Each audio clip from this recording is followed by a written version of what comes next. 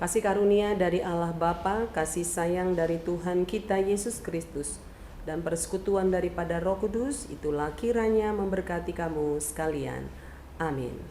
Kita akan disapa oleh firman Tuhan pada hari ini, diambil dari kitab Kisah Para Rasul pasal 1 ayatnya yang ke-8. Demikian bunyi firman Tuhan. Tetapi kamu akan menerima kuasa kalau Roh Kudus turun ke atas kamu, dan kamu akan menjadi saksiku di Yerusalem dan di seluruh Judea dan Samaria dan sampai ke ujung bumi. Demikian firman Tuhan.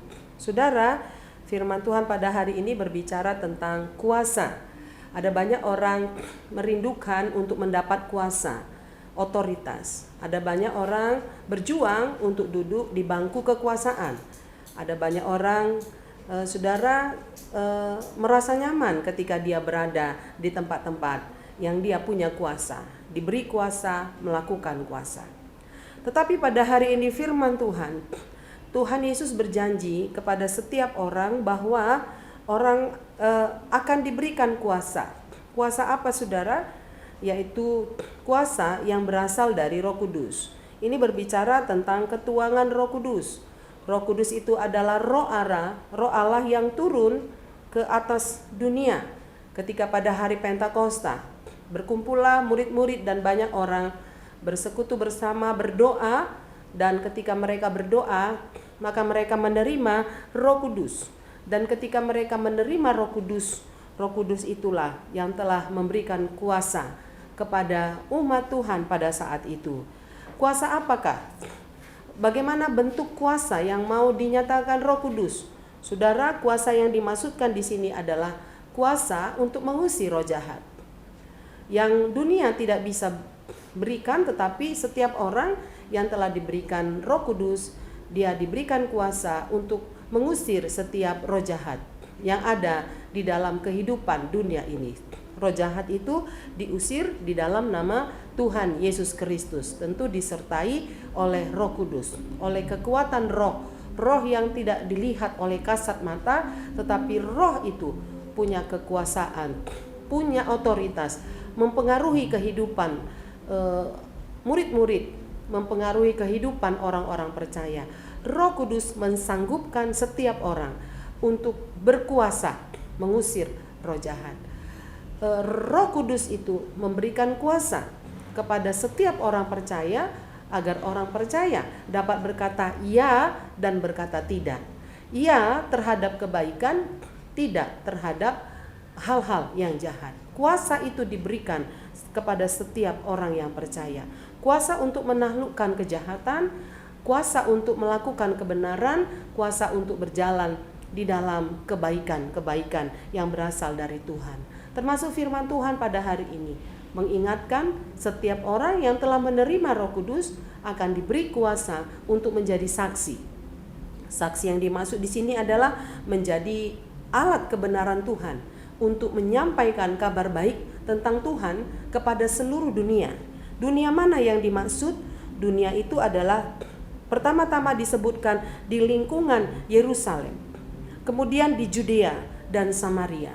Artinya ini adalah gambaran kuasa ini yang berasal dari Roh Kudus akan diberikan, akan dinyatakan kepada lingkungan keluarga yang pertama. Orang-orang yang terdekat, siapa yang ada di sekitar kita, Kemudian setelah itu kita menjadi saksi, meluas kepada tetangga, kemudian meluas lagi kepada seluruh dunia. Saudara yang kekasih, kuasa untuk bersaksi, bukan untuk menjadi kepentingan pribadi, melainkan menjadi saksi tentang Kristus. Kita tidak akan malu lagi ketika Roh Kudus menyertai orang percaya menjadi saksi. Kita tidak ragu-ragu lagi untuk memberitakan tentang Kristus di tengah-tengah orang-orang yang ada di sekitar kita, tetapi dipenuhi oleh Roh Kudus dengan penuh keyakinan dan penuh daya tahan yang kuat.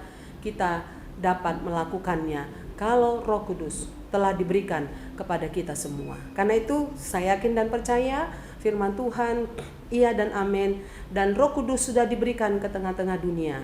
Pada hari Pentakosta, Roh Kudus telah memenuhi seluruh dunia dan diberikan kepada orang-orang percaya. Pertanyaan, apakah kita sudah menerimanya dan apakah kita sudah memakai kuasa Roh Kudus di dalam kehidupan kita? Karena itu saudara, pada hari ini kita diingatkan kembali ada kuasa yang berasal dari Roh Kudus, sehingga kita bisa melakukan banyak kebaikan di tengah-tengah dunia ini. Tuhan memberkati kita semua.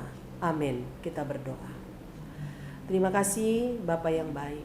Kami bersyukur atas firman-Mu pada hari ini. Mengingatkan kami Roh Kudus yang telah diberikan Tuhan di tengah-tengah dunia, mendampingi orang-orang yang percaya. Sehingga orang-orang yang percaya punya kuasa yang berasal dari Tuhan, bukan dari dunia. Kuasa untuk melakukan kebenaran dan kebaikan. Kuasa untuk berjalan di jalannya Tuhan. Kuasa untuk tidak takut, tetapi kuasa untuk mempengaruhi setiap hal-hal yang baik. Untuk kemuliaan bagi nama Tuhan. Terima kasih Tuhan, kiranya Roh Kudus-Mu terus menyertai kami, umat Tuhan yang ada di dunia ini.